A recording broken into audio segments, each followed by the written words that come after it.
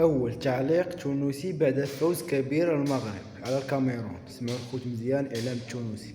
في عالم آخر وبقية الفرق العربية في كوكب آخر. المنتخب المغربي في المربع الذهبي في كأس افريقيا. المغرب سيطرة لا فقط عربية، لا فقط افريقيه، لا فقط حتى عالميه. المغرب فما خدمه تخدم، معناها متألقين ابطال افريقيا وابطال العالم، ما خدمه كبيره تتخدم، ما كان الخدمه اللي تجيب. انا فرحت برشا لانتصار المغرب، اضافه الى كرويه حتى اخلاقيا ومعنويا. محلاك يا مغرب فالعمليه هذه، محلاك يا مدرب المغرب، ملاعبيه المغرب. معناها الفريق هذايا كان فريق اخر المغرب راهو البي كله حاضر، كله حاضر. معناها سامحني، ومع الملاعب اللي موجوده في المغرب، مع المغرب باش ينظم كاس العالم. مستحق اللي يوصل له المنتخب المغربي، ويستحيل يكون وليد الصدفه. نتمنى لهم حس سعيد امام جمهورهم امام شعبهم في كاس افريقيا. ولا حس سعيد المنتخب ان شاء الله النسور يمشيوا لابعد